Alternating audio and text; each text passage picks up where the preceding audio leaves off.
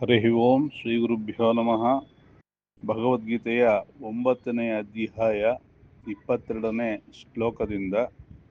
ಹರಿ ಓಂ ಶ್ರೀ ಗುರುಭ್ಯೋ ನಮಃ. ಗುರು ಬ್ರಹ್ಮ ಗುರು ವಿಷ್ಣು ಗುರುರ್ದೇವೋ ಮಹೇಶ್ವರ ಗುರು ಸಾಕ್ಷಾತ್ ಪರಬ್ರಹ್ಮಾಸ್ಮೈ ಶ್ರೀ ಗುರುವೇ ನಮಃ. ಗುರುವೇ ಸರ್ವಲೋಕಾನಾಂ ಭಿಷಜೇ ಭವರೋಗಿಣಾಂ ನಿಧಯೇ ಸರ್ವವಿದ್ಯಾನಾಂ ಶ್ರೀ ದಕ್ಷಿಣಾಮೂರ್ತಯೇ ನಮಃ. ವಕ್ರತುಂಡ ಮಹಾಕಾಯಕೋಟಿಸೂರ್ಯ ಸಮಪ್ರಭಾ ನಿರ್ವಿಘ್ನಂ ಕುರ್ಮೇ ದೇವ ಸರ್ವಕಾರ್ಯೇಷು ಸರ್ವದಾ.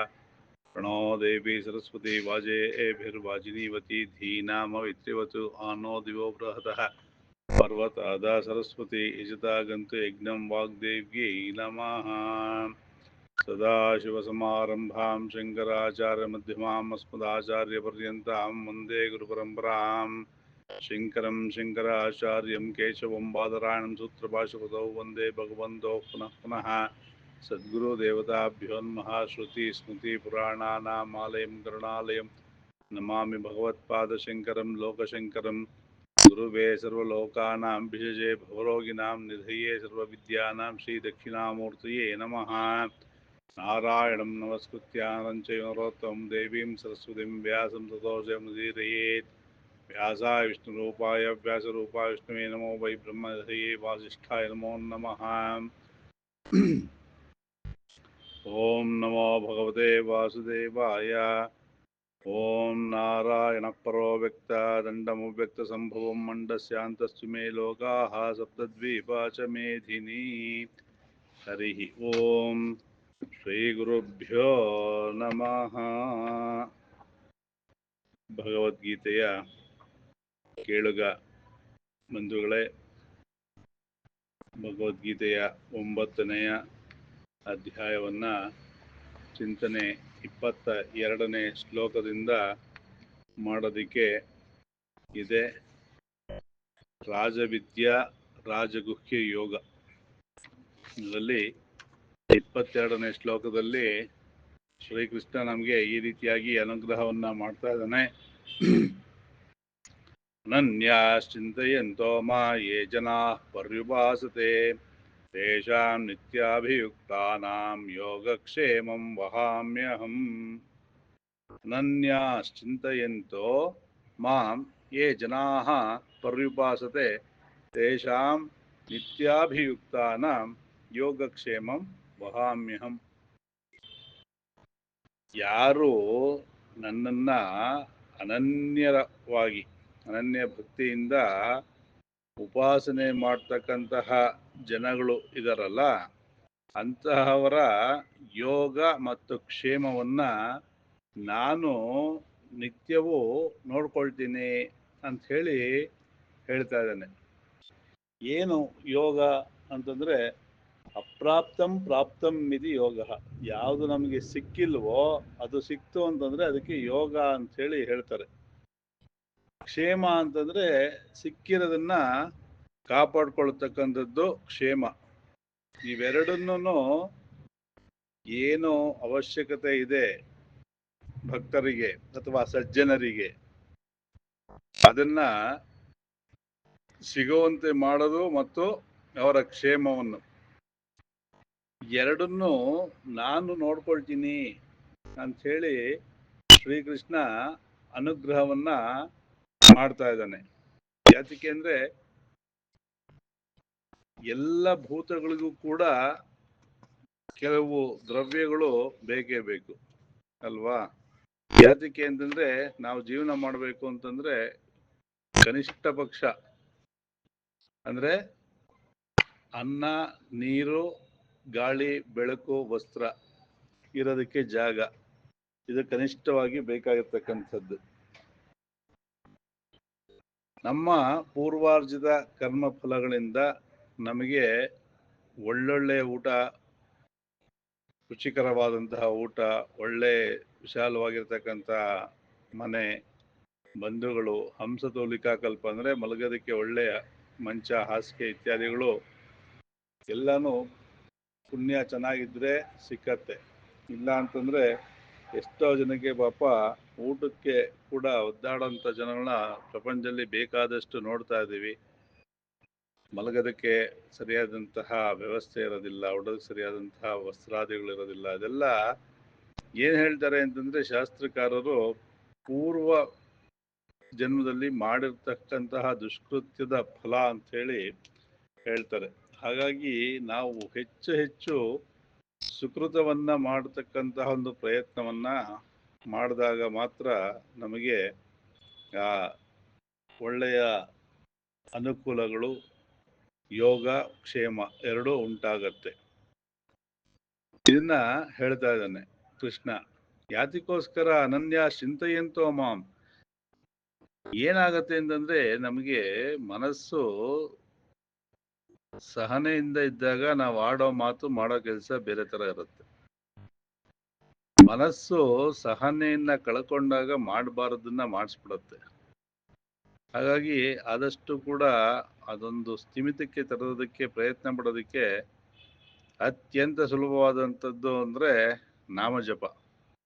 ಮಾಡ್ತಾ ಮಾಡ್ತಾ ಮಾಡ್ತಾ ಏನಾಗುತ್ತೆ, ನಮಗೆ ಒಂದು ತಾಳ್ಮೆ ಅಂತಕ್ಕಂಥದ್ದು ಬರುತ್ತೆ.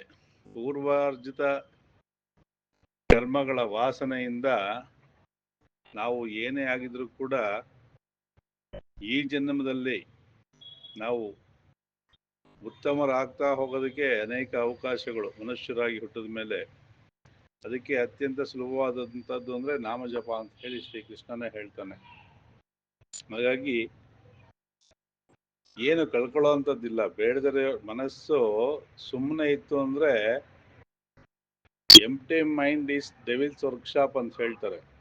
ಸುಮ್ಮನೆ ಕೂತ್ಕೊಂಡಿತ್ತು ಅಂತಂದ್ರೆ ಏನೋ ಬೇಡದ ಯೋಚನೆಗಳು ಬರುತ್ತೆ. ಹಾಗಾಗಿ ನಾವು ನಮ್ಮ ಸಮಯವನ್ನ ಸದ್ಬಳಕೆ ಮಾಡ್ಕೊಳ್ಬೇಕು ಅಂದ್ರೆ ಯಾವ್ದಾದ್ರು ಒಳ್ಳೆ ಪುಸ್ತಕವನ್ನು ನೋಡೋದೋ, ಸಂಗೀತವನ್ನು ಕೇಳೋದೋ, ಅಥವಾ ಯಾರಿಗಾರು ಸಹಾಯ ಮಾಡೋದು, ಇದೆಲ್ಲ ಮಾಡ್ತಾ ಇದ್ರೆ ಮನಸ್ಸು ಚೆನ್ನಾಗಿರುತ್ತೆ. ಇಲ್ಲ ಅಂತಂದ್ರೆ ಆ ನಾಮಜಪವನ್ನು ಮಾಡೋದ್ರಿಂದ ಕೂಡ ಮನಸ್ಸಿನಲ್ಲಿ ಒಳ್ಳೆಯ ಆಲೋಚನೆಗಳು ಬರೋದಕ್ಕೆ ಶುರು ಆಗುತ್ತೆ. ನಾವು ಕೆಟ್ಟದನ್ನೇ ಯೋಚನೆ ಮಾಡ್ತಾ ಇದ್ರೆ ಏನಾಗುತ್ತೆ, ಕನಸಲ್ಲಿ ಕೆಟ್ಟ ಕೆಟ್ಟ ಕನಸುಗಳು ಬೀಳುತ್ತೆ. ಕನಸು ಸೈಂಟಿಫಿಕ್ ಆಗಿ ಹೇಳಬೇಕು ಅಂತಂದ್ರೆ ನಮ್ಮ ಮನಸ್ಸಿನ ಬಯಕೆಗಳು ಏನು ಈಡೇರಿರೋದಿಲ್ಲ ಅದು ಕನಸಿನಲ್ಲಿ ಬರುತ್ತೆ ಅಂತ ಹೇಳಿ ಹೇಳ್ತಾರೆ. ಅದೇ ಶಾಸ್ತ್ರ ರೀತಿ ಅಂತ ನೋಡಿದಾಗ ನಮ್ದು ಬಾಹ್ಯವಾದ ಒಂದು ಮನಸ್ಥಿತಿ ಇದೆ, ಆಂತರಿಕವಾದಂತಹ ಒಂದು ಮಾನಸಿಕ ಸ್ಥಿತಿ ಇದೆ, ಮನಸ್ಸಿದೆ.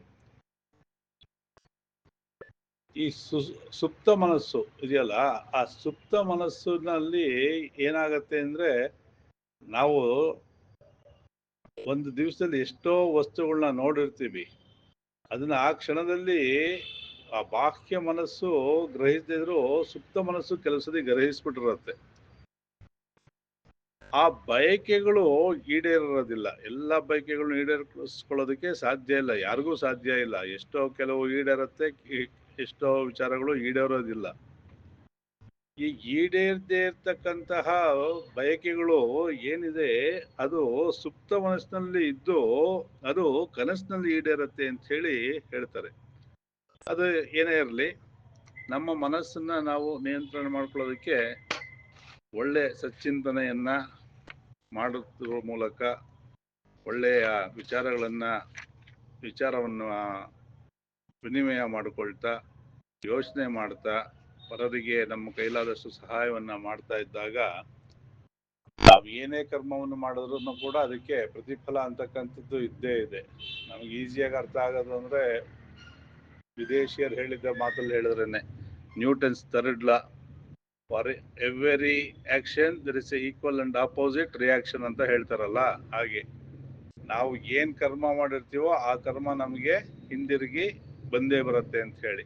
ಹಾಗಾಗಿ ಒಳ್ಳೆ ಕೆಲಸವನ್ನ ಮಾಡೋ ಪ್ರಯತ್ನ, ಮನಸ್ಸನ್ನ ತಾಳ್ಮೆಯಿಂದ ಇಟ್ಕೊಳ್ಳೋ ಪ್ರಯತ್ನವನ್ನ ಮಾಡೋದು ಉತ್ತಮವಾದಂತಹ ಪಕ್ಷ ಅಂತ ಹೇಳಿ ಅನ್ಸತ್ತೆ. ಮುಂದೆ ಹೇಳ್ತಾನೆ ಶ್ರೀಕೃಷ್ಣ ನಮ್ಗೆ ಈ ರೀತಿ ಅನುಗ್ರಹವನ್ನ ಮಾಡ್ತಾ ಇದ್ದಾನೆ. ಏಪ್ಯಾನ್ಯ ದೇವತಾ ಭಕ್ತ ಯಜಂತೆ ಶ್ರದ್ಧಯಾನ್ವಿತಾ ತೇ ಅಪಿ ಮಾಮೇವ ಕೌಂತೆಯ ಯಜಂತ್ಯ ವಿಧಿಪೂರ್ವಕಂ.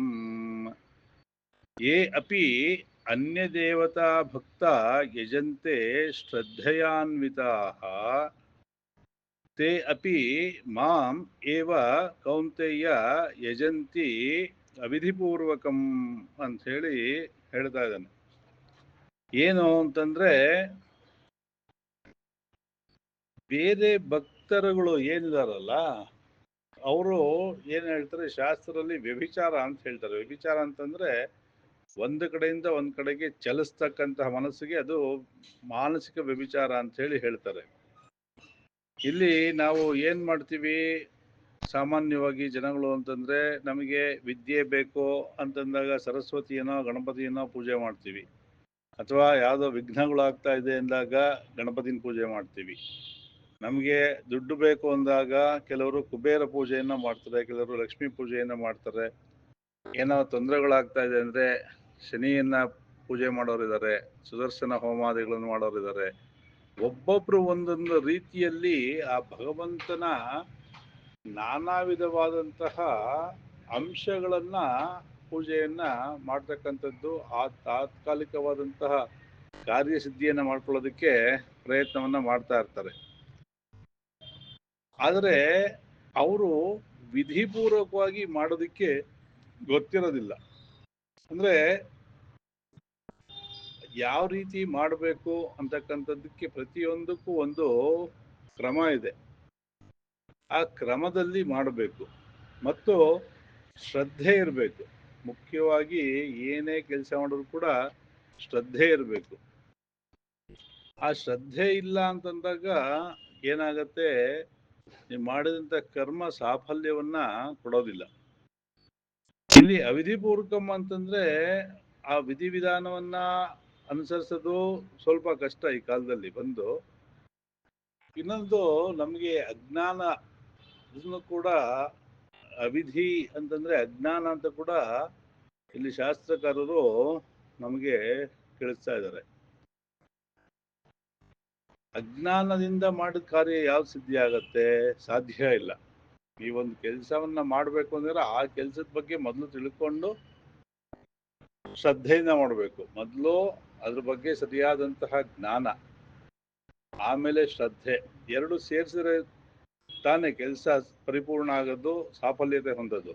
ಇಲ್ಲಿ ಅದನ್ನೇ ಕೃಷ್ಣ ಹೇಳ್ತಾನೆ, ಯೇ ಅಪಿ ಅನ್ಯ ದೇವತಾ ಭಕ್ತ ಯಜಂತೆ ಶ್ರದ್ಧೆಯಾನ್ವಿತಾಃ ತೇ ಅಪಿ ಮಾಂ ಏವ ಕೌಂತೆಯ ಯಜಂತಿ ಅವಿಧಿಪೂರ್ವಕಂ ಅಂತಂದ್ರೆ ಅಜ್ಞಾನ ಮತ್ತು ಅಶ್ರದ್ಧೆಯಿಂದ ಮಾಡ್ತಾರೆ. ಅವಾಗ ಏನಾಗುತ್ತೆ ಅಂದ್ರೆ ಮುಂದೆ ಹೇಳ್ತಾನೆ ಕೃಷ್ಣ ನಮ್ಗೆ ಈ ರೀತಿ ಅನುಗ್ರಹವನ್ನ ಮಾಡ್ತಾನೆ, ಅಹಂ ಹಿ ಸರ್ವ ಯಜ್ಞಾನಾಂ ಭೋಕ್ತಾ ಚ ಪ್ರಭುರೇವ ಚ ನತು ಮಾಂ ಅಭಿಜಾನಂತಿ ತತ್ವೇನಾದಶ್ಯವಂತಿ ತೇ. ಅಹಂ ಹಿ ಸರ್ವಯಜ್ಞಾನಾಂ ಭೋಕ್ತಾ ಚ ಪ್ರಭುಃ ಏವ ಚ ನತು ಮಾಂ ಅಭಿಜಾನಂತಿ ತತ್ವೇನ ಅನಶ್ಚವಂತಿ ತೇ. ತತ್ವದಿಂದ ನನ್ನ ಸರಿಯಾಗಿ ತಿಳ್ಕೊಂಡೇ ಇರ್ತಕ್ಕಂತಹ ಜನಗಳು ಇದ್ದಾರೆ. ಹಾಗಾಗಿ ಅವ್ರೇನಾಗ್ತಾರೆ, ಬೀಳ್ತಾರೆ ಕೆಳಕ್ಕೆ. ಅಹಂ ಈ ಸರ್ವಯಜ್ಞಾನಂ, ಈ ಯಜ್ಞ ಯಾಗ ಭೋಕ್ತ ಕರ್ತೃ ಎಲ್ಲವೂ ನಾನೇ ಆಗಿದ್ದೀನಿ ಅಂಥೇಳಿ ಹೇಳ್ತಾ ಇದ್ದಾನೆ. ಅಂದ್ರೆ ಏನು ಅಂತಂದ್ರೆ ಆ ಒಂದು ಯಜ್ಞಗಳನ್ನ ಮಾಡಿದಾಗ ಏನಾಗತ್ತೆ, ಎಲ್ಲವೂ ಸರ್ವದೇವ ನಮಸ್ಕಾರ ಕೇಶವಂ ಪ್ರತಿಗಚ್ಚತಿ ಅಂತ ಹೇಳ್ತಾರಲ್ಲ, ಎಲ್ಲವೂ ಆ ಪರಮಾತ್ಮನಿಗೆ, ಆ ನಿರಾಕಾರ ಬ್ರಹ್ಮನಿಗೆ ಅಥವಾ ಆ ವಿಷ್ಣುವಿಗೆ, ಆ ಪರಮೇಶ್ವರನಿಗೆ ಸೇರತ್ತೆ. ಹಾಗಾಗಿ ನಾವು ಪ್ರಾರ್ಥನೆಯನ್ನ ಮಾಡಬೇಕಾಗಿರೋದು ಏನೋ, ನಮಗ ಯೋಗಕ್ಷೇಮವನ್ನ ನೀನೇ ನೋಡ್ಕೋ ಅಂತ ಅಷ್ಟು ಹೇಳ್ಬಿಟ್ರೆ ಸಾಕಾಗತ್ತೆ. ಅಥವಾ ನಾವು ಶ್ರದ್ಧೆ ಭಕ್ತಿಯಿಂದ ಯಾವುದೇ ಒಂದು ಕಾರ್ಯವನ್ನ ಮಾಡಿದ್ರೆ ಕೂಡ ಅದು ಅವನಿಗೆ ತಲುಪತ್ತೆ. ಅದನ್ನ ಬಿಟ್ಬಿಟ್ಟು ನಾವು ಕೇವಲ ಲೌಕಿಕ ಸುಖಕ್ಕೆ ಕಾರ್ಯಗಳನ್ನ ಮಾಡ್ತೀವಿ ಅಂತಂದ್ರೆ, ಅಜ್ಞಾನದಿಂದ ಅಶ್ರದ್ಧೆಯಿಂದ ಮಾಡ್ತೀವಿ ಅಂತಂದ್ರೆ ಆ ಯಜ್ಞವೂ ಸಾಫಲ್ಯ ಹೊಂದಲ್ಲ, ಮತ್ತೆ ನಮಗೆ ಆ ಫಲವೂ ಕೂಡ ಸಿಕ್ಕೋದಿಲ್ಲ. ಹಾಗಾಗಿ ಶ್ರದ್ಧಾ ಭಕ್ತಿಯಿಂದ ನಾವು ಕೇವಲ ಆ ನಿರಾಕಾರ ಬ್ರಹ್ಮನ್ನ ಪ್ರಾರ್ಥನೆಯನ್ನ ಮಾಡೋದ್ರಿಂದ, ಜಪವನ್ನು ಮಾಡೋದ್ರಿಂದ ನಮ್ಮ ಇಷ್ಟಾರ್ಥಗಳು ಸಿದ್ಧಿಸುತ್ತೆ. ಆ ನಿರಾಕಾರ ಬ್ರಹ್ಮವನ್ನ ನಾವು ಮಾಡೋದಕ್ಕೆ ಕಷ್ಟ ಯಾಕೆ ಅಂತಂದ್ರೆ ನಾವಿನ್ನೂ ಆ ಹಂತಕ್ಕೆ ಹೋಗಿಲ್ಲ. ಹಾಗಾಗಿ ಕೃಷ್ಣ ಅಂತನ್ನಿ, ನಾರಾಯಣ ಅಂತನ್ನಿ, ಈಶ್ವರ ಅಂತನ್ನಿ, ಯಾವುದೋ ಒಂದು ದೇವತೆಯನ್ನ ಸರ್ವೇಶ್ವರ ಅಂತ ಹೇಳಿ ಸಂಪೂರ್ಣವಾದಂತಹ ಶ್ರದ್ಧಾಭಕ್ತಿಯಿಂದ ನೀವು ಪೂಜೆಯನ್ನ ಮಾಡ್ತು ಅಂತಂದ್ರೆ ಸುಲಭವಾಗಿ ನಾವು ಈ ಸಂಸಾರ ಸಾಗರವನ್ನ ದಾಟಬಹುದು. ನೀವು ಗುರುವಾರ ಬಂದ್ರೆ ಸಾಯಿಬಾಬಾ ಅಂತಾರೆ, ಕೆಲವರು ರಾಘವೇಂದ್ರ ಅಂತಾರೆ, ಇನ್ನೊಬ್ರು ಇನ್ನೊಂದು ಅಂತಾರೆ, ಮತ್ತೊಬ್ರು ಮತ್ತೊಂದು ಅಂತಾರೆ.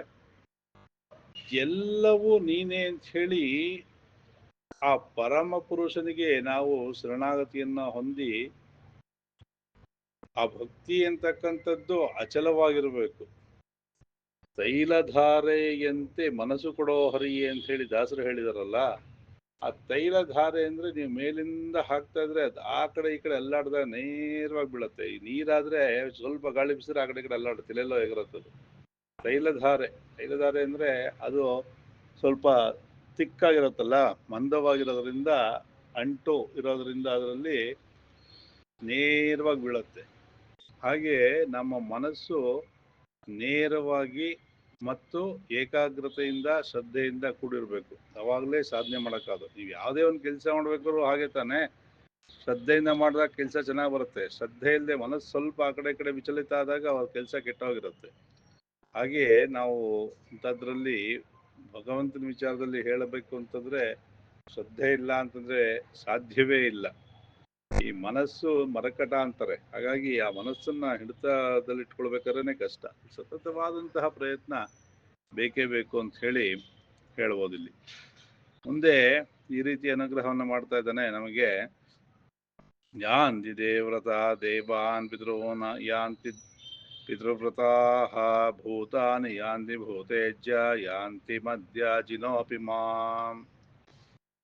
ಇಲ್ಲಿ ಯಾಂತಿ ದೇವ್ರತ ದೇವಾನ್, ದೇವತೆಗಳು ಬೇರೆ ಬೇರೆ ಕೆಲವು ಉಪಾಸನೆಗಳನ್ನ ಮಾಡ್ತಕ್ಕಂತಹ ಅನೇಕ ಜನಗಳಿದ್ದಾರೆ. ಆ ಉಪಾಸನೆಯನ್ನ ಮಾಡಿ ಅವ್ರೇನ್ ಆಗ್ತಾರೆ, ಆ ದೇವತೆಯನ್ನೇ ಪಡ್ಕೊಳ್ತಾರೆ ಅಂತ ಹೇಳಿ ಶ್ರೀಕೃಷ್ಣ ಇಲ್ಲಿ ಅನುಗ್ರಹವನ್ನ ಮಾಡ್ತಾ ಇದ್ದಾನೆ. ಕೆಲವರು ಪಿತೃವ್ರತರಾದವರು ಕೇವಲ ಮಾತಾಪಿತೃಗಳ ಸೇವೆಯನ್ನು ಮಾಡ್ತಾ, ಅವರ ಒಂದು ಗತಿಸಿದ ನಂತರ ಕಾರ್ಯಗಳನ್ನು ಮಾಡ್ತಾ ಅದರಲ್ಲೇ ಶ್ರದ್ಧೆಯನ್ನು ಹೊಂದಿದವರು ಪಿತೃಗಳನ್ನ ಸೇರ್ತಾರೆ. ಭೂತೇಜ್ಯರು ಭೂತಗಳನ್ನ ಸೇರ್ತಾರೆ ಅಂತ ಹೇಳಿ ಹೇಳ್ತಾ ಇದ್ದಾನೆ. ಅಂದ್ರೆ ಇದೆಲ್ಲಕ್ಕೂ ಏನಾಗತ್ತೆ,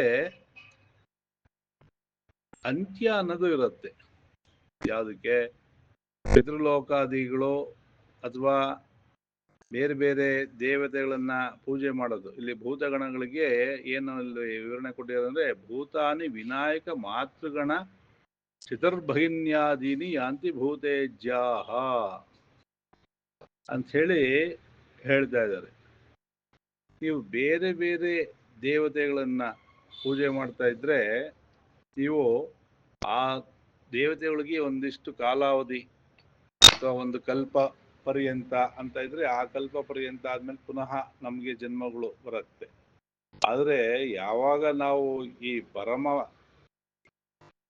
ಪುರುಷ ಅಥವಾ ಪರಂಧಾಮ ಪರಮೇಶ್ವರ ಅವನನ್ನೇ ಧ್ಯಾನ ಮಾಡ್ತೀವೋ ಅವಾಗ ನಮಗೆ ಸಮ್ಯಕ್ ಜ್ಞಾನ, ಸರಿಯಾದಂತಹ ಜ್ಞಾನ ಉಂಟಾದಾಗ ನಮ್ಮ ಕರ್ಮಗಳು ಸರಿಯಾಗಿ ಆಗಿ ನಾವು ಆ ಜ್ಞಾನ ಉಂಟಾದಾಗ ಮಾತ್ರ ಜ್ಞಾನಂ ಏವದು ಕೈವಲ್ಯಂ ಅಂತ ಹೇಳಿ ಹೇಳ್ತಾರಲ್ಲ, ಆ ಕೈವಲ್ಯ ಅಥವಾ ಮೋಕ್ಷ ಅಂತಕ್ಕಂಥದ್ದು ಉಂಟಾದ್ರೆ ಒಂದು ಸರ್ತಿ ಮತ್ತೆ ಈ ಸಂಸಾರ ಬಂಧನಕ್ಕೆ ನಾವು ಸಿಕ್ಕಾಕೊಳ್ಬೇಕಾಗಿಲ್ಲ ಅಂತ ಹೇಳಿ ಅನುಗ್ರಹವನ್ನ ಮಾಡ್ತಾ ಇದ್ದಾನೆ. ಇದೇ ಸುಲಭ ಅಲ್ವಾ? ಯಾಕೆಂದ್ರೆ ನಾವು ಎಷ್ಟೋ ಕಷ್ಟಪಟ್ಟು ಜೀವನ ಪರ್ಯಂತ ಸಾಧನೆಯನ್ನ ಮಾಡಿ ಪುನಃ ಈ ಸಂಸಾರ ಬಂಧನಕ್ಕೆ ಬಂದು ಸಿಕ್ಕಾಕೊಂಡು ತಿರ್ಗಾ ಒದ್ದಾಡಿ ತಿರ್ಗಾ ಅಲ್ಲಿಂದ ಬಚಾವಾಗೋ ಬದಲು ಈ ಒಂದು ಜ್ಞಾನವನ್ನ ಸರಿಯಾಗಿ ಕಷ್ಟಪಟ್ಟಾಗ ಒಳ್ಳೆಯ ಫಲವನ್ನ ಸಿಕ್ಕತ್ತೆ. ಹಾಗಾಗಿ ಅಲ್ಪಕ್ಕೆ ಆಸೆ ಪಡಬಾರ್ದು, ಮಹತ್ತಕ್ಕೆ ಆಸೆ ಪಡಬೇಕು. ಆ ಮಹತ್ವ ಅದು ಸಿಕ್ಕತ್ತೋ ಬಿಡತ್ತೋ, ಪ್ರಯತ್ನ ಅಂತೂ ಸತತವಾಗಿರ್ಬೇಕು. ಸತತವಾಗಿದ್ದಾಗ ಒಂದಲ್ಲ ಒಂದ್ಸಲ ಸಿಕ್ಕತ್ತೆ. ನಮ್ಮ ಪ್ರಯತ್ನವೇ ಅಲ್ಪಕ್ಕಿದ್ದಾಗ ಮಹತ್ತನ್ನ ನಿರೀಕ್ಷಣೆ ಮಾಡೋದಕ್ಕೆ ಹೇಗೆ ಸಾಧ್ಯ? ಆಗೋದಿಲ್ಲ. ಹಾಗಾಗಿ ಪ್ರಯತ್ನ ಯಾವತ್ತು ಮಹತ್ತಿಗೆ ಇರಬೇಕು. ಮುಂದೆ ಹೀಗೆ ಅನುಗ್ರಹ ಮಾಡ್ತಾನೆ ಕೃಷ್ಣ ನಮಗೆ. ಪತ್ರಂ ಪುಷ್ಪಂ ಫಲಂ ತೋಯಂ ಯೋ ಮೇ ಭಕ್ತ್ಯಾ ಪ್ರಯಚ್ಛತಿ ತದಹಂ ಭಕ್ತ್ಯುಪಹೃತಮಶ್ನಾಮಿ ಪ್ರಯತಾತ್ಮನಃ. ಇಲ್ಲಿ ನಿಜವಾಗ್ಲೂ ನಾವು ಅವನಿಗೆ ಕೊಡ್ತಕ್ಕಂಥದ್ದು ಏನು ಇಲ್ಲ. ಪತ್ರಂ ಪುಷ್ಪಂ ಫಲಂ ತೋಯಂ ಯೋ ಮೇ ಭಕ್ತ್ಯಾ ಪ್ರಯಚ್ಛತಿ. ನಾವೇನೋ ದುಡ್ಡನ್ನ ಕೊಟ್ಟು ತರಬಹುದೇ ಹೊರತು ನಮ್ಮ ಶಕ್ತಿಯಿಂದ, ನಮ್ಮ ಯೋಗದಿಂದ, ನಮ್ಮ ತಪಸ್ಸಿಂದ ಇದ್ಯಾವುದು ಹುಟ್ಟಿದ್ದಲ್ಲ ಅಲ್ವಾ? ನಾವೇನೋ ಒಂದು ತಪಸ್ಶಕ್ತಿಯಿಂದ ಪತ್ರವನ್ನೋ ಸೃಷ್ಟಿಯಾಗೋ ಥರನೋ, ಒಂದು ಹಣ್ಣು ಸೃಷ್ಟಿಯಾಗೋ ಥರನೋ, ಹೂವು ಸೃಷ್ಟಿಯಾಗೋ ಥರನೋ, ನೀರು ಸೃಷ್ಟಿಯಾಗೋ ಥರನೋ ಮಾಡೋಷ್ಟು ಶಕ್ತಿ ನಮ್ಮಲ್ಲಿ ಇಲ್ಲ. ಎಲ್ಲ ಆ ಪರಮ ದಯಾಳುವಾದ ಪರಮೇಶ್ವರನಾದ ಸರ್ವಶಕ್ತನಾದ ಸರ್ವೇಶ್ವರ ಆ ನಿರಾಕಾರ ಬ್ರಹ್ಮದಿಂದಲೇ ಎಲ್ಲ ಉಂಟಾಗಿದೆ ಅಂತ ಹೇಳುತ್ತೆ. ಅವನು ಸೃಷ್ಟಿ ಮಾಡಿದ್ದು ನಮಗೋಸ್ಕರ. ನಾವು ಅದನ್ನ ಹಣ್ಣನ್ನು ತಿಂದು ಆ ಪತ್ರ ಪುಷ್ಪಗಳನ್ನ ಉಪಯೋಗಿಸ್ಕೊಂಡು ಸುಖವನ್ನ ಅನುಭವಿಸೋದಕ್ಕೆ, ನೀರನ್ನು ಕುಡಿದು ಇತ್ಯಾದಿಗಳನ್ನ ಸುಖವನ್ನ ಅನುಭವಿಸೋದಕ್ಕೆ. ಆದ್ರೂ ಕೂಡ ಅವನೇನ್ ಹೇಳ್ತಾನೆ, ಭಕ್ತಿಯಿಂದ ಇದನ್ನ ಪತ್ರವನ್ನಾಗಲಿ, ಪುಷ್ಪವನ್ನಾಗಲಿ, ಫಲವನ್ನಾಗಲಿ ಅಥವಾ ನೀರನ್ನಾಗಲಿ ಕೊಟ್ರೆ ನನಗೆ ಅದನ್ನ ನಾನು ಸ್ವೀಕರಿಸ್ತೀನಿ ಅಂತ ಹೇಳಿ ಹೇಳ್ತಾ ಇದ್ದೀನಿ. ಅಂದ್ರೆ ಎಷ್ಟು ಅನುಗ್ರಹವನ್ನ, ಕಾರುಣ್ಯವನ್ನ, ಅನುಕೂಲಗಳನ್ನ, ಪ್ರೀತಿಯನ್ನ ಎಲ್ಲವನ್ನ ಕೊಟ್ಟಿದ್ದಾನೆ ಈ ಜೀವ ಜಂತುಗಳಿಗೆ ಅನ್ನೋದನ್ನ ನಾವು ಅರ್ಥ ಮಾಡ್ಕೊಳ್ಬೇಕಾಗತ್ತೆ. ಮುಂದೆ ಹೇಳ್ತಾನೆ, ಯತ್ ಕರೋಷಿ ಯದಶ್ನಾಸಿ ಯಜ್ಜುಹೋಷಿ ದದಾಸಿ ಯತ್ ಯತ್ತವಸ್ಯಸಿ ಯತ್ಕೌಂತೆಯ ತತ್ಕುರುಷ್ವ ಮದರ್ಪಣಂ. ನೀನ್ ಏನೇ ಮಾಡು ಎಲ್ಲವೂ ಈಶ್ವರಾರ್ಪಣ ಬುದ್ಧಿ, ಕೃಷ್ಣಾರ್ಪಣ ಬುದ್ಧಿ ಇಂದ ಮಾಡು ಅಂತ ಹೇಳಿ ಹೇಳ್ತಾ ಇದ್ದಾನೆ. ಯಾಕೆ ಅಂತಂದ್ರೆ ಕರ್ಮ ಸನ್ಯಾಸ ಯೋಗದಲ್ಲಿ ಹೇಳಿದ್ನಲ್ಲ, ನೀನು ಕರ್ಮವನ್ನು ಮಾಡೋದಕ್ಕಷ್ಟೇ ನಿನ್ಗೆ ಅರ್ಹತೆ, ಕರ್ಮದ ಫಲದಲ್ಲಿ ಅಪೇಕ್ಷೆಯನ್ನು ಇಟ್ಕೊಳ್ಬೇಡ ಅಂತ ಹೇಳಿ.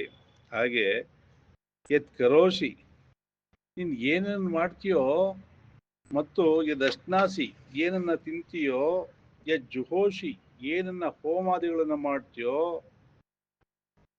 ಮತ್ತು ಯಾವುದನ್ನ ಕೊಡ್ತೀಯೋ, ದಾನವನ್ನಾಗಿ ಕೊಡ್ತೀಯೋ, ಮತ್ತು ಏನು ತಪಸ್ಸು ಅಂತ ಮಾಡ್ತೀಯೋ ಅದೆಲ್ಲ ತತ್ ಕುರುಷ್ವ ಮದರ್ಪಣಂ, ನನ್ನ ಅರ್ಪಣೆಗೋಸ್ಕರವಾಗಿ ಮಾಡು ನೀನು. ಯಾತಕ್ಕೆ? ನಾವು ತಿನ್ನೋದು ಯಾಕೆ ಅವನಿಗೆ ಅರ್ಪಣೆ ಅಂತ ತಿನ್ಬೇಕು ಅಂತಂದ್ರೆ, ತಿನ್ನದ್ ನಾವೇ ಸರಿ, ಆದ್ರೆ ಒಳಗಡೆ ಪಚನ ಆಗ್ಬೇಕಾದ್ರೆ ಆ ಜಠರಾಗ್ನಿ ಸರಿಯಾಗಿ ಕೆಲಸ ಮಾಡಬೇಕು. ಅದಕ್ಕೆ ಶಕ್ತಿ ಕೊಡೋನು ಅವನು. ಅಥವಾ ನಮ್ಗೆ ಕಾಲ ಕಾಲಕ್ಕೆ ಏನು ಸಿಕ್ಬೇಕು ಅಂತ ನಿರ್ಧಾರ ಮಾಡೋನು ಅವನು. ನಾವು ಅನ್ಕೊಳ್ಬೋದು, ಎಷ್ಟೋ ಸತಿ ಜೋಬಲ್ ದುಡ್ಡಿದ್ರು ಕೂಡ ನಮಗ್ ಬೇಕಾದ ವಸ್ತುಗಳು ನಾವು ತೊಗೊಳೋದಕ್ಕೆ ಅಲ್ಲಿ ಮಾರ್ಕೆಟಲ್ಲಿ ಸಿಗದೆ ಇರೋ ಪ್ರಸಂಗಗಳು ಆಗಿರುತ್ತೆ ಎಲ್ಲರಿಗೂ ಒಂದಲ್ಲ ಒಂದ್ಸತಿನಾದ್ರೂ.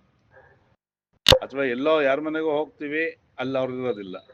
ಈ ರೀತಿ ಏನೋ ಅನೇಕ ಘಟನೆಗಳಾಗಿರುತ್ತೆ. ಹಾಗಾಗಿ ನೀನ್ ಏನೇ ಮಾಡು ಎಲ್ಲವನ್ನು ಕೃಷ್ಣಾರ್ಪಣ, ಈಶ್ವರಾರ್ಪಣ ಬುದ್ಧಿಯಿಂದ ಮಾಡು ಅಂತ ಹೇಳಿ ಹೇಳ್ತಾ ಇದ್ದಾನೆ ಕೃಷ್ಣ. ಯಾಕೆಂದ್ರೆ ಹೋಮವನ್ನು ಮಾಡಿದ್ರು ಕೂಡ ಅದಕ್ಕೆ ಫಲವನ್ನು ಕೊಡ್ತಕ್ಕಂತಾನೆ ಅವನು ಆ ಪರಬ್ರಹ್ಮ. ತಪಸ್ಸನ್ನ ಮಾಡಿದ್ರು ಆ ಪರಬ್ರಹ್ಮನೇ ನಮಗೆ ಅನುಗ್ರಹವನ್ನ ಮಾಡಬೇಕು. ಹಾಗಾಗಿ ನಾವು ದಾನವನ್ನ ಕೊಟ್ಟರು ಕೂಡ ಅದಕ್ಕೆ ಫಲವನ್ನ ಕೊಡ್ತಕ್ಕಂಥವನು ಯಾರು? ಅವನೇ. ಹಾಗೆ ಇರ್ಬೇಕಾದ್ರೆ ನನ್ನದು ಅಂತಕ್ಕಂಥದ್ದು ಇಲ್ಲಿ ನಿಜವಾಗ್ಲೂ ಹೇಳ್ಬೇಕು ಅಂತಂದ್ರೆ ಏನೂ ಇಲ್ಲ. ಎಲ್ಲ ನಾವು ಎಲ್ಲ ಸುಖವನ್ನ ಅನುಭವಿಸ್ತಾ ಇದ್ದೀವಿ, ಮಾತಾಡ್ತಾ ಇದ್ದೀವಿ, ಓಡಾಡ್ತಾ ಇದ್ದೀವಿ, ಏನೇನೋ ಮಾಡ್ತಾ ಇದ್ದೀವಿ ಅಂತ ಅನ್ಕೊಂಡಿದ್ರು ಕೂಡ ಅದಕ್ಕೆ ನಮ್ಮಲ್ಲಿರ್ತಕ್ಕಂತಹ ಚೈತನ್ಯದಲ್ಲಿ ಸ್ವಲ್ಪ ಏರುಪೇರಾಯ್ತು ಅಂದ್ರೆ ಯಾವ್ದು ಕೆಲಸಗಳು ನಡೀತಾ ನಿಂತೋಗ್ಬಿಡುತ್ತೆ. ಉದಾಹರಣೆಗೆ, ಮನುಷ್ಯ ಚೆನ್ನಾಗೇ ಇರ್ತಾನೆ, ಇದ್ದಕ್ಕಿದ್ದಾಗೆ ಪ್ರಾಣ ಹೋಗಿರೋದನ್ನ ಕೇಳಿದ್ದೀವಿ, ನೋಡಿದ್ದೀವಿ ಅಲ್ವಾ? ಅಥವಾ ಬದುಕಿರ್ತಾನೆ, ಮಾತು ನಿಂತೋಗಿರೋದು ನೋಡಿದ್ದೀವಿ. ಅಥವಾ ಈ ಪಾರ್ಶ್ವವಾಯು ಆದಾಗ ಅಂಗಾಂಗಗಳು ಹೊರಕ್ಕಾಗದೇ ಇರೋದನ್ನ ನೋಡಿದ್ದೀವಿ. ಎಲ್ಲ ಹೇಗಾಗತ್ತೆ ಅಂದ್ರೆ ಪೂರ್ವಕರ್ಮ ಅಂತ ಒಂದು ಹೇಳಿದ್ರೆ, ಇನ್ನೊಂದು ನಾವು ಅಹಮ್ಮಿಂದ ಮಾಡಿದಾಗ ಅದ್ಯಾವುದಕ್ಕೂ ಫಲ ಅಂತಕ್ಕಂಥದ್ದು ಸಿಕ್ಕೋದಿಲ್ಲ. ಯಾಕೆಂದ್ರೆ ಅಹಂಕಾರವನ್ನು ತೋರಿಸಿದವರು ಎಷ್ಟೋ ಜನ ಹಾಳಾಗಿದ್ದನ್ನ ನಾವು ನೋಡಿದ್ದೀವಿ ಪ್ರಪಂಚದಲ್ಲಿ. ಹಾಗಾಗಿ ವಿನೀತರಾಗಿ ಮಾಡಿದಾಗ ಅದಕ್ಕೆ ಫಲ ಸಿಕ್ಕತ್ತೆ. ಎಲ್ಲರಿಗೂ ಕೋಪ ಬರುತ್ತೆ, ಬೇಜಾರಾಗುತ್ತೆ. ಎಲ್ಲ ಮನುಷ್ಯ ಅಂದಮೇಲೆ ಆ ಒಂದು ನಕಾರಾತ್ಮಕವಾದಂಥದ್ದು ಇದ್ದೇ ಇರುತ್ತೆ. ಆ ನಕಾರಾತ್ಮವನ್ನ ಸಕಾರಾತ್ಮಕ ಮಾಡ್ಕೊಳ್ಳೋ ಒಂದು ಪ್ರಯತ್ನ ನಾವು ಮಾಡ್ತಾ ಮಾಡ್ತಾ ಮಾಡ್ತಾ ಮಾಡ್ತಾ ಯಾವತ್ತೋ ಒಂದ್ಸ ಆಗತ್ತೆ. ಯಾರೋ ಒಬ್ಬ ಡಿಗ್ರಿ ಮಾಡ್ಯಾನೆ ಅಂತಂದ್ರೆ ಅವನೇನೋ ಏಕ್ದಮ್ ಡಿಗ್ರಿ ಎಕ್ಸಾಮ್ ಬರ್ದಿಲ್ಲ. LKG UKG ಇಂದ ಅಥವಾ ಸ್ವಲ್ಪ ಹಿಂದಕ್ಕೆ ಹೋದ್ರೆ ನಾವೆಲ್ಲ 1ನೇ ಕ್ಲಾಸಿಂದ ಓದಿತ್ತು. 1ನೇ ಕ್ಲಾಸಿಂದ 10ನೇ ಕ್ಲಾಸಿಗೆ ಬಂದು PUC ಮಾಡಿ ಡಿಗ್ರಿ ಮಾಡಿರೋದಲ್ವಾ. ಹಾಗೇನೆ ತಪ್ಪುಗಳು ಆಗ್ತಾ ಇರತ್ತೆ. ಅದನ್ನ ಸರಿ ಮಾಡ್ಕೋಬೇಕು ಅಂತ ಮನಸ್ಸನ್ನ ನಿಯಂತ್ರಣ ಮಾಡ್ತಾ ನಮ್ಮ ನೀತಿ ನೀತಿಗಳನ್ನ ಬದಲಾವಣೆ ಮಾಡ್ಕೊಳ್ತಾ ಒಂದು ಉತ್ತಮ ಹಂತಕ್ಕೆ ತಲುಪಬಹುದು. ಸತತ ಪ್ರಯತ್ನ, ಶ್ರದ್ಧೆ ಎರಡು ಬೇಕಾಗತ್ತೆ. ಮುಂದೆ ಹೀಗೆ ಅನುಗ್ರಹ ಮಾಡ್ತಾ ಇದ್ದಾನೆ ಕೃಷ್ಣ. ಶುಭ ಫಲೈರೇವಂ ಮೋಕ್ಷಸೆ ಕರ್ಮಬಂಧನೈ ಸನ್ಯಾಸಯೋಗ ಯುಕ್ತಾತ್ಮ ವಿಮುಕ್ತೋ ಮಾಂ ಉಪೈಷ್ಯಸಿ. ಶುಭ ಅಶುಭ ಫಲೈಃ ಏವಂ ಮೋಕ್ಷಸೆ ಕರ್ಮಬಂಧನೈಃ ಸನ್ಯಾಸಯೋಗಯುಕ್ತಾತ್ಮ ವಿಮುಕ್ತೋ ಮಾಂ ಉಪೈಷ್ಯಸಿ. ನೀನು ಕರ್ಮಗಳನ್ನ ಮಾಡ್ತಾ ಇರು, ಆದರೆ ಆ ಬಂಧನಕ್ಕೆ ಒಳಗಾಗಬೇಡ. ನೀನು ಮಾಡ್ತಾ ಇರ್ತಕ್ಕಂತಹ ಕರ್ಮ ಕೆಲವು ಸತಿ ಶುಭವೋ ಅಶುಭವೋ ಗೊತ್ತಾಗೋದಿಲ್ಲ ನಮಗೆ. ಏಕೆಂದ್ರೆ ಕೆಲವು ಸತಿ ಧರ್ಮಕ್ಕೂ ಅಧರ್ಮಕ್ಕೂ ಕೇವಲ ಒಂದು ಕೂದಲು ಎಳೆಯಷ್ಟು ಅಂತರ ಇದೆ ಅಂತ ಹೇಳ್ತಾರೆ. ಹಾಗಾಗಿ ನಾವು ಮಾಡ್ತಿರೋದು ಯಾವುದೇ ಒಂದು ಕರ್ಮವನ್ನ ನೀವು ಮಾಡಿ, ಅದು ಅದೇ ಒಂದೇ ಕರ್ಮವೇ ಕೆಲವರು ಸಂತೋಷವನ್ನು ಉಂಟು ಮಾಡುತ್ತೆ, ಅದೇ ಕರ್ಮ ಇನ್ನು ಕೆಲವರಿಗೆ ದುಃಖವನ್ನು ಉಂಟು ಮಾಡುತ್ತೆ. ನೀವು ಯಾರಿಗೋ ಒಂದು ಸಹಾಯವನ್ನು ಮಾಡಿದಾಗ ಸಹಾಯ ಪಡ್ಕೊಂಡವನಿಗೆ ಸಂತೋಷ ಆಯ್ತು ಅಂದ್ರೆ ಇನ್ಯಾರು ಅವನ್ ಕಂಡ್ರಾಗದೆ ಇದ್ದವನಿಗೆ ದುಃಖ ಉಂಟಾಗತ್ತೆ. ಯಾರೋ ಒಬ್ಬ ಸತ್ರೆ ಎಷ್ಟೋ ಜನ ಸಂತೋಷ ಪಡೋರು ಇದ್ದಾರೆ, ಅದೇ ಸಾವಿಗೆ ದುಃಖ ಪಡೋರು ಇದ್ದಾರೆ. ಹೀಗೆ ನೀವು ಯಾವುದೇ ಒಂದು ಉದಾಹರಣೆ ತಗೊಂಡ್ರು ಅದಕ್ಕೆ ಕನಿಷ್ಠ ಪಕ್ಷ ಎರಡು ವಿಧವಾದಂತಹ ಪ್ರತಿಕ್ರಿಯೆಗಳು ಅಥವಾ ಪಾಸಿಟಿವ್ ಅಂಡ್ ನೆಗೆಟಿವ್ಸ್ ಅಥವಾ ಅದರಲ್ಲಿ ಋಣಾತ್ಮಕ ಧನಾತ್ಮಕ ವಿಚಾರಗಳು ಇದ್ದೇ ಇರುತ್ತೆ ಅಲ್ವಾ.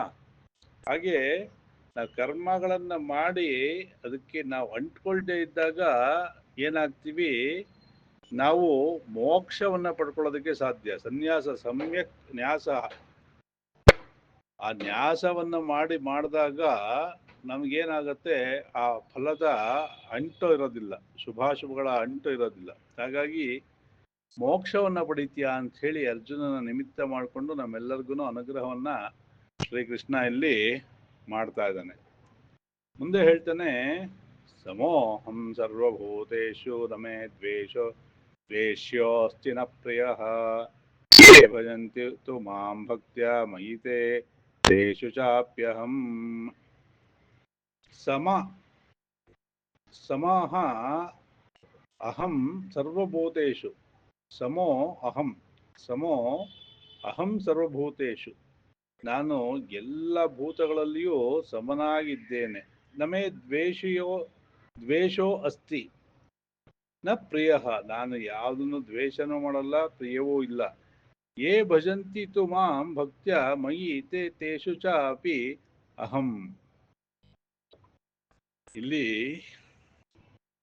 ಯಾರು ನನ್ನನ್ನ ಭಕ್ತಿಯಿಂದ ಭಜಿಸ್ತಾರೋ ಅವರಲ್ಲಿ ನಾನಿರ್ತೀನಿ ಅಂತ ಹೇಳಿ ಹೇಳ್ತಾ ಇದ್ದಾಗ ಇಲ್ಲೇನಾಗತ್ತೆ, ಅಲ್ಲಿ ನಮಗೆ ಸ್ವಲ್ಪ ವ್ಯತ್ಯಾಸ ಕಂಡು ಬರುತ್ತೆ ಅಲ್ವಾ. ಏಕೆಂದ್ರೆ ಸಮಹಾತುಲ್ಯಂ ಅಂತ ಹೇಳ್ತಾ ಇದ್ದಾನೆ, ನಾನು ಎಲ್ಲಾ ಭೂತಗಳಲ್ಲೂ ಸಮನಾಗಿ ಇದೀನಿ, ನಾನು ಯಾವುದನ್ನು ದ್ವೇಷನೂ ಮಾಡೋದಿಲ್ಲ, ಯಾವುದನ್ನು ಪ್ರೀತಿನೂ ಮಾಡೋದಿಲ್ಲ ಅಂತ ಹೇಳಿ ಹೇಳ್ತಾ ಇದ್ದಾನೆ. ಹೇಗೆ ಅಂತಂದ್ರೆ ಅಗ್ನಿ ಇದ್ದ ಹಾಗೆ ಅಂತ ಹೇಳಿ ಹೇಳ್ತಾ ಇದ್ದಾನೆ.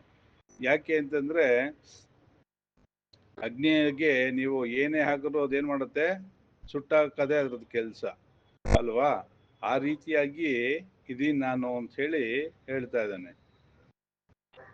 ದೂರಸ್ಥಾನಾಂ ಯಥಾಗ್ನಿ ಶೀತಂ ನಾಪನಯತಿ ಸಮೀಪಂ ಉಪಸರ್ಪತಾಂ ಅವನಯತಿ ತಥಾ ಅಹಂ ಭಕ್ತಾನಾಂ ಅನುಗೃಹ್ಣಾಮಿ ನ ಇತರಾನ್.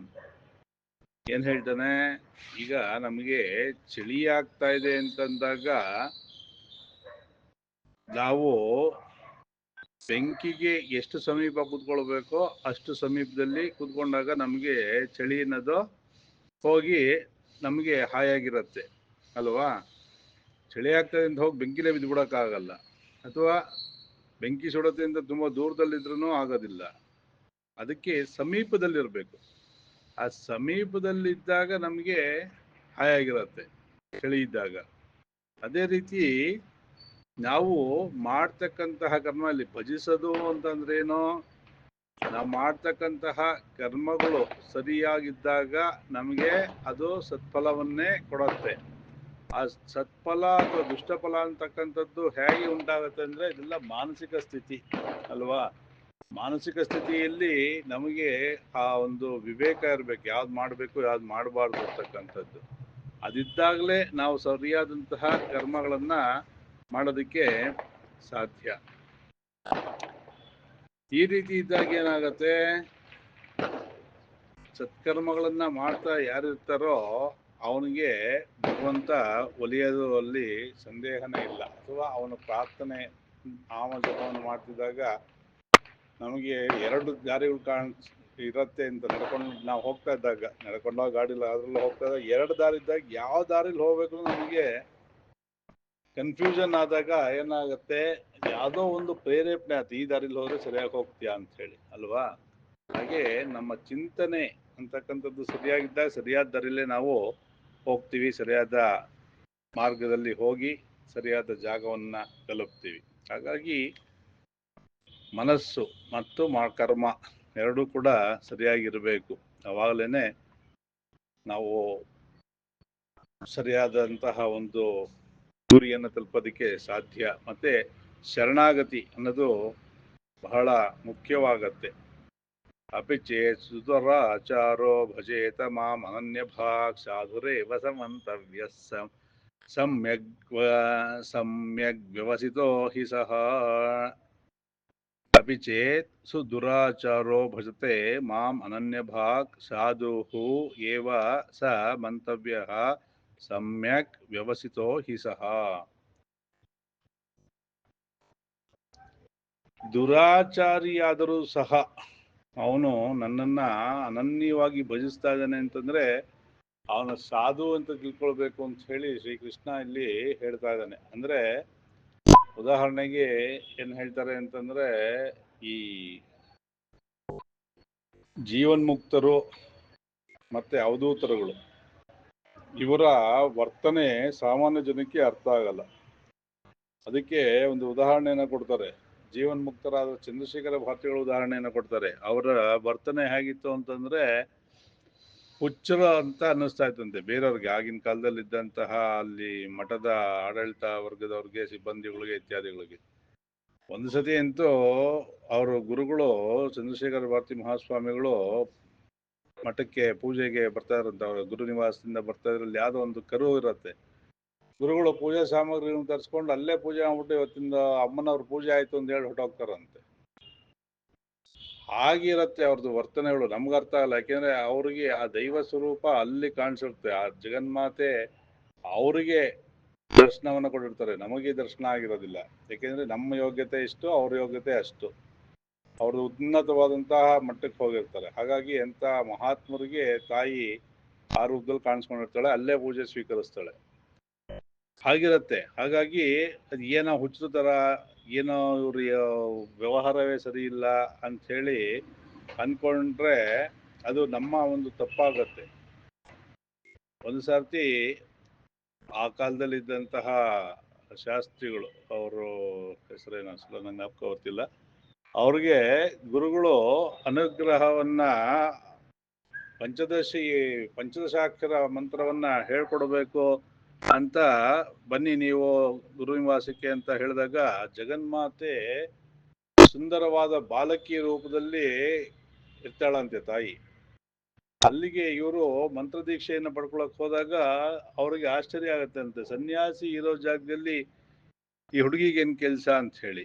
ಅದನ್ನ ಅವರು ಗುರುಗಳು ಗಮನಿಸಿ ಆಮೇಲೆ ಹೇಳ್ತಾರಂತೆ, ಸನ್ಯಾಸಿಗಳ ಇರೋ ಜಾಗದಲ್ಲಿ ಇವಳು ಯಾಕೆ, ಈ ಹುಡುಗಿ ಯಾಕೆ ಹೇಳೆ ಅಂತ ಅನ್ಸಿರ್ಬೋದು ನಿಮಗೆ, ಆದ್ರೆ ಆ ಪಂಚದಶಾಕ್ಷರಿ ಮಂತ್ರವನ್ನ ಉಪದೇಶ ಮಾಡಕ್ಕೆ ಆ ಜಗನ್ಮಾತೆಯೇ ಬಂದಿದ್ಲೋ ನನ್ನಿಂದ ಉಪದೇಶವನ್ನ ಮಾಡ್ಸಕ್ಕೆ ಅಂತ ಹೇಳಿ ಹೇಳ್ತಾರಂತೆ. ಈ ರೀತಿಯಾಗಿರುತ್ತೆ.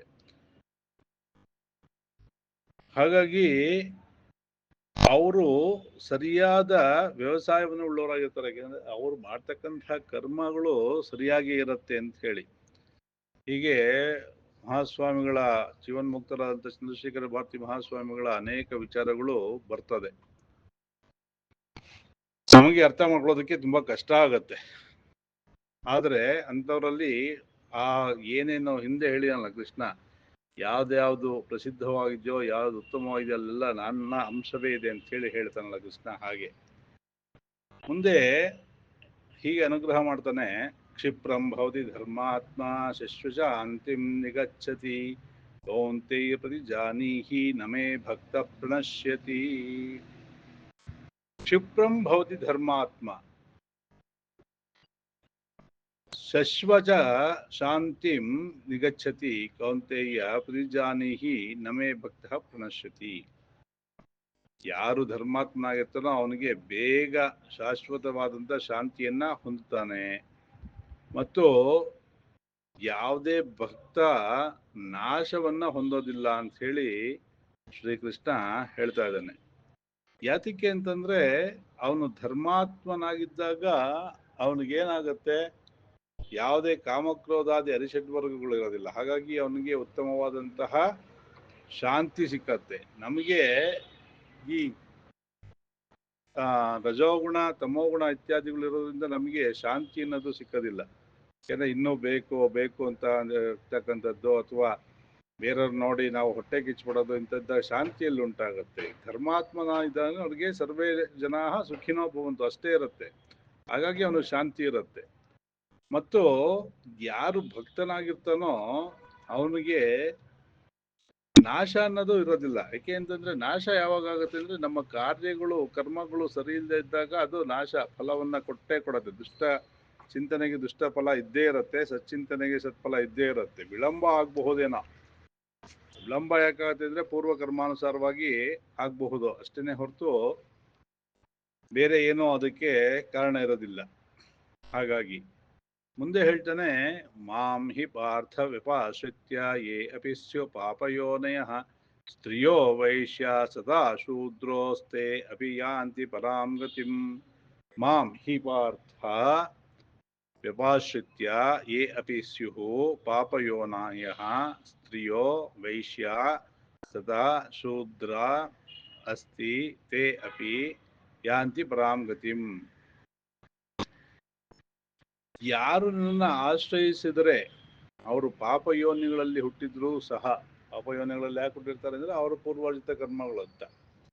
ಆದ್ರೆ ಈ ಜನ್ಮದಲ್ಲಿ ಅವರು ಪುಣ್ಯವನ್ನ ಅರ್ಜನೆ ಮಾಡಿದ್ರೆ ಅವ್ರ ಹಿಂದಿನ ಪಾಪಗಳೆಲ್ಲ ದಗ್ಧವಾಗಿ ಜ್ಞಾನ ಉಂಟಾಯ್ತು ಅಂದಾಗ ಅವ್ರಿಗೇನಾಗತ್ತೆ, ಮೋಕ್ಷ ಉಂಟಾಗೇ ಆಗತ್ತೆ. ಅದು ಯಾರೇ ಇರ್ಬೋದು, ಶೂದ್ರ ಯೋನಿಯಲ್ಲಿ ಹುಟ್ಟಿದ್ರು, ಸ್ತ್ರೀ ಯೋನಿಯಲ್ಲಿ ಹುಟ್ಟಿದ್ರು, ವೈಶ್ಯರಾಗಿದ್ರು ಅಂತ ಹೇಳಿ ಹೇಳ್ತಾನೆ. ಯಾಕೆ ವೈಶ್ಯ ಸ್ತ್ರೀ ಅಂತ ಹೇಳ್ತಾನೆ ಅಂತಂದ್ರೆ, ಸ್ತ್ರೀ ಅಂತಂದ್ರೆ ಇಲ್ಲಿ ಕೀಳಾಗಿ ನೋಡೋದಂತಲ್ಲ, ಅವ್ರಿಗೆ ಕಷ್ಟ ಹೆಚ್ಚು, ದೈಹಿಕ ಮಾನಸಿಕ ಎರಡೂನು. ಅವ್ರಿಗೆ ಮಾಸಿಕಗಳಲ್ಲಿ ಋತುಮತಿಯಾದಾಗಲೂ ದೈಹಿಕ ಬಾಧೆಗಳು, ಸಂತಾನ ಆಗ್ಬೇಕಾದ್ರೂ ದೈಹಿಕ ಬಾಧೆ, ಮತ್ತು ಅದೆಲ್ಲ ಜವಾಬ್ದಾರಿಗಳು, ಮತ್ತೆ ಹೆಚ್ಚು ಕರುಣಾಳು ಆಗಿರೋದ್ರಿಂದ ಸ್ತ್ರೀಯರು ಅವಾಗ್ಲೂ ನೋವೇ ಜಾಸ್ತಿ. ವೈಶ್ಯಾದಿ ಯೋನಿಗಳಲ್ಲಿ ಶೂದ್ರಾದಿ ಯೋನಿಗಳಲ್ಲಿ ಹುಟ್ಟಿದೆ ಅಂದ್ರೆ ಅವನ ಕರ್ಮಾನುಸಾರವಾಗಿ ಹುಟ್ಟುತ್ತಾನೆ ಅಂತ ಶಾಸ್ತ್ರ ಹೇಳತ್ತೆ. ಹಾಗಾಗಿ ಹುಟ್ಟಿದ್ರು ಕೂಡ ಮೋಕ್ಷಕ್ಕೆ ಎಲ್ಲರೂ ಅರ್ಹರೇ ಅಂತ ಹೇಳಿ ವೇದಾಂತ ಹೇಳುತ್ತೆ. ಬರೀ ಕೇವಲ ಬ್ರಾಹ್ಮಣ ಜಾತಿಯಲ್ಲಿ ಹುಟ್ಟಿದವನಿಗೆ ಅಂತ ಎಲ್ಲರಿಗೂ ಮೋಕ್ಷಕ್ಕೆ ಅರ್ಹತೆ ಇದೆ ಅಂತ ಹೇಳಿ ಶಾಸ್ತ್ರ ಹೇಳ್ತಾ ಇರೋದ್ರಿಂದ ಇಲ್ಲಿ ಅದನ್ನೇ ವಿಶೇಷವಾಗಿ ಹೇಳ್ತಾ ಇದ್ದಾನೆ. ಹೀಗಿರ್ಬೇಕಾದ್ರೆ ಮುಂದೆ ಹೇಳ್ತಾನೆ, ಕಿಂ ಪುನರ್ಬ್ರಾಹ್ಮಣ ಪುಣ್ಯ ಭಕ್ತ ರಾಜರ್ಷಯಸ್ತಥಾ ಅನಿತ್ಯಂ ಅಸುಖಂ ಲೋಕಮಿಮಂ ಪ್ರಾಪ್ಯ ಭಜಸ್ವ ಮಾಂ. ಈ ರೀತಿಯಾಗಿ ದುಷ್ಟ ಯೋನಿಗಳಲ್ಲಿ ಹುಟ್ಟಿರ್ತಕ್ಕಂತಹ ಪಾಪಿಗಳಾಗಿದ್ದರೂ ಅವರ ಪೂರ್ವ ಜನ್ಮದಲ್ಲಿ ಮಾಡಿದ ಪಾಪದಿಂದ ಹುಟ್ಟಿದ್ರು ಕೂಡ ಅವ್ರಿಗೆ ಮೋಕ್ಷ ಆಗತ್ತೆ ಅನ್ನೋದಾದ್ರೆ ಮತ್ತೇನು ಹೇಳೋದಿದೆ? ಬ್ರಾಹ್ಮಣರ ವಿಚಾರದಲ್ಲಿ, ಪುಣ್ಯಾತ್ಮರ ವಿಚಾರದಲ್ಲಿ, ಭಕ್ತರಾಗಿರೋ ವಿಚಾರದಲ್ಲಿ, ರಾಜರ್ಷಿಗಳಾಗಿರತಕ್ಕಂಥ ವಿಚಾರದಲ್ಲಿ ಹೇಳ್ತಕ್ಕಂಥದ್ದು ಏನು ಇಲ್ಲ. ಅನಿತ್ಯಂ ಅಸುಖಂ, ಈ ಸುಖ ಅಂತಕ್ಕಂಥದ್ದು ಅನಿತ್ಯ. ಏಕೆಂದ್ರೆ ನಮಗೆ ಇವತ್ತು ಸುಖ ಉಂಟು ಮಾಡಿದ್ದೆ ನಾಳಿನ ಸುಖ ಉಂಟು ಮಾಡತ್ತೆ ಅನ್ನೋದು ಖಾತ್ರಿ ಇಲ್ಲ, ಗ್ಯಾರಂಟಿ ಇಲ್ಲ. ಮತ್ತೆ ಇವಾಗ ಇರ್ತಕ್ಕಂತಹ ಸುಖನೇ ಮುಂದೆನೂ ಇರುತ್ತೆ ಅನ್ನೋ ಖಾತ್ರಿನೂ ಇಲ್ಲ, ಎರಡೂ ಇಲ್ಲ. ಹಾಗಾಗಿ ಇದು ಅನಿತ್ಯ. ಎರಡು ರೀತಿಯಿಂದಲೂ ಇವತ್ತು ಸುಖ ಉಂಟು ಮಾಡಿದ್ದೋ ನಾಳೆ ಮಾಡತ್ತೆ ಅನ್ನೋ ಖಾತ್ರಿನೂ ಇಲ್ಲ, ಅಥವಾ ಈ ಸುಖ ಶಾಶ್ವತವಾಗಿರುತ್ತೆ ಅನ್ನೋದು ಇಲ್ಲ, ಎರಡೂ ಇಲ್ಲ. ಲೋಕಮಿಮಂ ಪ್ರಾಪ್ಯ ಭಜಸ್ವ ಮಾಂ, ಈ ಲೋಕವನ್ನ ಪಡೆದಿರ್ತಕ್ಕಂತಹ ನೀನು, ಅಂದ್ರೆ ಈ ಮನುಷ್ಯ ಜನ್ಮ, ಮನುಷ್ಯ ಯೋನಿಯಲ್ಲಿ ಹುಟ್ಟಿರ್ತಕ್ಕಂತಹ ನೀನು ನನ್ನನ್ನ ಭಜನೆ ಮಾಡು ಅಂತ ಹೇಳ್ತಾನೆ. ಯಾಕೆಂದ್ರೆ ಎಲ್ಲ ಭೂತಗಳಲ್ಲೂ ಮನುಷ್ಯ ಭೂತ ಅಥವಾ ಮನುಷ್ಯ ಪ್ರಾಣಿ ಶ್ರೇಷ್ಠ ಅಂತ ಹೇಳಿ ಹೇಳ್ತಾರೆ. ಹಾಗಾಗಿ ನನ್ನನ್ನ ಭಜನೆ ಮಾಡಿ ಮೋಕ್ಷವನ್ನ ಪಡ್ಕೋ ಅಂತ ಹೇಳಿ ಶ್ರೀಕೃಷ್ಣ ಅನುಗ್ರಹವನ್ನ ಮಾಡ್ತಾ ಇದ್ದಾನೆ. ಮುಂದೆ ಹೇಳ್ತಾನೆ, ಮನ್ಮನಾಭವ ಮದ್ಭಕ್ತೋ ಮದ್ಯಾಜಿ ಮಾಂ ನಮಸ್ಕುರು ಮಾಮೇ ವೇಶ್ಯಸಿ ಯುಕ್ತೈವ ಮಾತ್ಮಾನಂ ಮತ್ಪರಾಯಣಃ. ಮನ್ಮನಾಭವ ಮದ್ಭಕ್ತೋ ಮದ್ ಯಾಜಿ ಮಾಂ ನಮಸ್ಕುರು ಮಾಂ ಏವ ಯೇಷ್ಯಸಿ ಯುಕ್ತೈಃ ಅವಾತ್ಮಾನಂ ಮತ್ಪರಾಯಣಃ.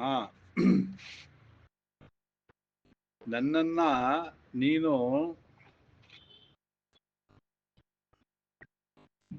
ಭಜನೆಯನ್ನ ಮಾಡ್ತಾ ಇದ್ರೆ ಮತ್ತು ನನ್ನಗೋಸ್ಕರ ನೀನು ಯಜ್ಞವನ್ನ ಮಾಡ್ತಾ ಇದ್ರೆ, ನನ್ನ ಕುರಿತು ನಮಸ್ಕಾರವನ್ನು ಮಾಡ್ತಾ ಇದ್ರೆ, ನಾನೇ ನಿನ್ನನ್ನ ಏನ್ ಮಾಡ್ತೀನಿ?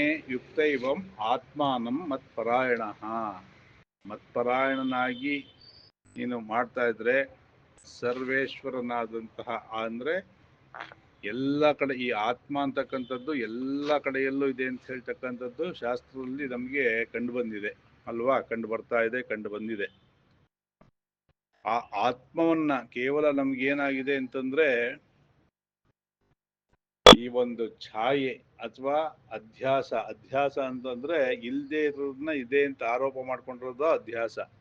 ಆ ಅಧ್ಯಾಸದಿಂದ ನಮಗೆ ಕಾಣ್ತಾ ಇಲ್ಲ, ಸಚ್ಚಿತ್ ಆನಂದ ಅನ್ನೋದು ಗೋಚರ ಆಗ್ತಾ ಇಲ್ಲ. ಹೇಗೆ ಒಂದು ಗೋಡೆಯ ಹಿಂದೆನೋ ಅಥವಾ ಇನ್ಯಾವುದ್ರಲ್ಲೋ ಒಂದು ವಸ್ತುವನ್ನ ಮುಚ್ಚಿಟ್ಬಿಟ್ರೆ ನಮಗೆ ಗೋಚರ ಆಗಲ್ವೋ, ಅಥವಾ ಕತ್ತಲಿದ್ರೆ ನಮಗೆ ಗೋಚರ ಆಗಲ್ವೋ, ಅಲ್ಲಿ ಒಂದು ಬೆಳಕು ಬಂದಾಗ ಗೋಚರ ಆಗತ್ತೆ, ಅಥವಾ ಆ ಪರದೆಯೋ ಅಥವಾ ಗೋಡೆಯೋ ದಾಟಿ ಆ ಕಡೆ ಹೋದಾಗ ನಮಗೆ ವಸ್ತು ಗೋಚರವಾಗುತ್ತೋ, ಹಾಗೆ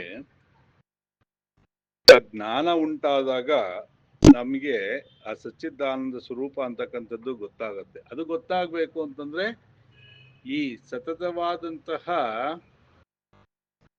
ಪ್ರಯತ್ನ, ತಾಳ್ಮೆ, ಜಾಣ್ಮೆ ಎಲ್ಲನೂ ಬೇಕಾಗತ್ತೆ ಅಂತಕ್ಕಂಥದ್ದು ನಾವು ಈ ಒಂದು ಶ್ಲೋಕದಿಂದ ಚಿಂತನೆಯನ್ನ ಮಾಡ್ಬೋದು. ಶ್ರೀಮದ್ ಭಗವದ್ಗೀತಾ ಭಾಷ್ಯೆ ರಾಜವಿದ್ಯಾ ರಾಜಯೋಗೋ ನಾಮ ನವಮೋಧ್ಯಾಯ. ಶ್ರೀಕೃಷ್ಣಾರ್ಪಣಮಸ್ತು. ಭಗವತ್ಪಾದರ ಒಂದು ಭಾಷ್ಯವನ್ನ ಇಟ್ಟುಕೊಂಡು ಈ ಒಂದು ಚಿಂತನೆಯನ್ನ ಈ ರೀತಿ ಮಾಡಬಹುದು ಅಂತ ಹೇಳಿ ಯಥಾಶಕ್ತಿ ಯಥಾಮತಿ ಆ ವಾಗ್ದೇವಿ ಏನ್ ನುಡಿಸ್ತಾಳೋ ಅದನ್ನ ನುಡಿತಾ ಇದ್ದೀನಿ. ನನ್ನದನ್ನದೇನಿಲ್ಲ, ಎಲ್ಲ ವಾಗ್ದೇವಿಯ ಅನುಗ್ರಹ, ಕೃಷ್ಣನ ಅನುಗ್ರಹ. ಎಲ್ಲ ನೀವು ಕೇಳಿ ನಿಮ್ಮಲ್ಲೂ ಪರಿವರ್ತನೆ ಆಯಿತು ಅಂತಂದ್ರೆ ಬಹಳ ಸಂತೋಷ. ಇದು ಹೆಚ್ಚು ಹೆಚ್ಚು ಜನಕ್ಕೆ ತಲುಪಿಸೋ ಒಂದು ಪ್ರಯತ್ನವನ್ನು ಮಾಡಿ. ಇದಕ್ಕೆ ಯೂಟ್ಯೂಬ್ಗೆ ಕಿರಣ್ ಮತ್ತು ಪ್ರಗತಿ ಅವರು ಅಪ್ಲೋಡ್ ಮಾಡ್ತಾ ಇದ್ದಾರೆ. ಅವ್ರಿಗೆ, ಅವ್ರ ಕುಟುಂಬಕ್ಕೆ ಎಲ್ಲ ಒಳ್ಳೇದಾಗ್ಲಿ ಅಂತ ಹೇಳಿ ಭಗವಂತನ ಪ್ರಾರ್ಥನೆ ಮಾಡ್ತೀನಿ. ಈ ಒಂದು ಅಧ್ಯಾಯದ ಜೊತೆಗೆ ಒಂದು ಕಥೆಯನ್ನು ಹೇಳೋದ್ರ ಮೂಲಕ, ಲೌಕಿಕ ಉದಾಹರಣೆಯನ್ನು ಕೊಡೋದ್ರ ಮೂಲಕ ಇನ್ನು ಹೆಚ್ಚು ಸ್ಪಷ್ಟ ಮಾಡೋ ಒಂದು ಪ್ರಯತ್ನವನ್ನ ಮಾಡ್ತೀವಿ. ನಾವು ಯಾವಾಗ್ಲೂ ಕೂಡ ಹೆಚ್ಚು ಜಾಗರೂಕತೆಯಿಂದ ಇರಬೇಕು ಅನ್ನೋದಕ್ಕೆ ಒಂದು ಉದಾಹರಣೆ. ಒಂದು ಪ್ರದೇಶದಲ್ಲಿ ಒಂದು ಕೋತಿಗಳ ಗುಂಪಿತ್ತಂತೆ. ಆ ಕಪಿಗಳ ಗುಂಪಿಗೆ ಏನಾಯ್ತು, ಒಂದ್ಸತಿ ಬೇಸಿಗೆನಲ್ಲಿ ಅವರ ಪ್ರದೇಶದಲ್ಲಿ ನೀರೆಲ್ಲೂ ಸಿಕ್ಲಿಲ್ವಂತೆ. ಹೊಸ ಪ್ರದೇಶಕ್ಕೆ ಹುಡ್ಕೊಂಡು ಹೋಗ್ತಾ ಇರ್ತಾರೆ. ಹೋದಾಗ ಅಲ್ಲಿ ಯಾವುದೋ ಒಂದು ಕೆರೆ ಕಾಣುತ್ತೆ. ಆದ್ರೆ ಆ ಕಪಿಗಳ ನಾಯಕ ಒಬ್ಬ ಇರ್ತಾನಲ್ಲ, ಅವನಿಗೆ ಬಹಳ ಜಾಗರೂಕತೆಯಿಂದ ಇರ್ತಾನೆ. ಅವನು ಹೇಳ್ತಾನಂತೆ, ನೋಡಿ ನಾವು ಹೊಸ ಪ್ರದೇಶಕ್ಕೆ ಬಂದಿದ್ದೀವಿ, ನಾವಿಲ್ಲಿ ಹೆಚ್ಚು ಜಾಗರೂಕತೆಯಿಂದ ಇರಬೇಕು, ಹಾಗಾಗಿ ಸ್ವಲ್ಪ ಇರಿ, ಇಲ್ಲಿ ಏನು ಒಂದು ಕೆರೆ ಅಂದಮೇಲೆ ಅದರಲ್ಲಿ ಯಾವ್ದಾದ್ರು ಪ್ರಾಣಿಗಳು, ಮೊಸಳೆ ಕೂಡ ಇರಬಹುದು ಅಥವಾ ಬೇರೆ ಇನ್ನೇನಾದ್ರು ಇರಬಹುದು. ಹಾಗಾಗಿ ಎಚ್ಚರಿಕೆಯಿಂದ ಇರಬೇಕು.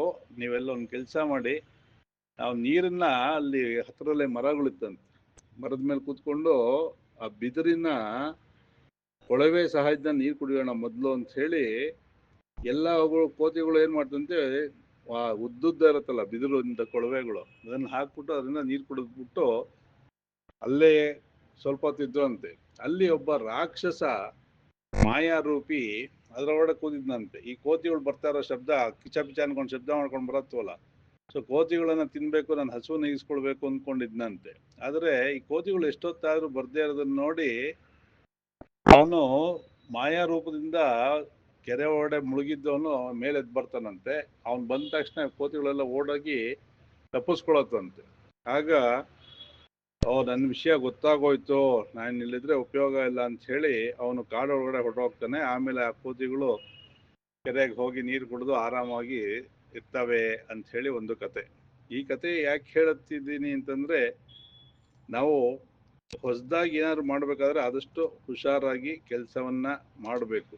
ಅಪರಿಚಿತ ಜಾಗದಲ್ಲಾಗಲಿ ಅಪರಿಚಿತ ವ್ಯಕ್ತಿಗಳ ಜೊತೆಯಲ್ಲಾಗಲಿ ವ್ಯವಹಾರವನ್ನ ಮಾಡಬೇಕಾದ್ರೆ ಒಂದು. ಇನ್ನೊಂದು, ಸದಾ ನಮ್ಮ ವಿವೇಚನೆ ಜಾಗೃತವಾಗಿರ್ಬೇಕು. ಆ ಜಾಗೃತವಾಗಿದ್ದಾಗ ನಾವು ಸುಖವನ್ನು ಅನುಭವಿಸ್ಬೋದು.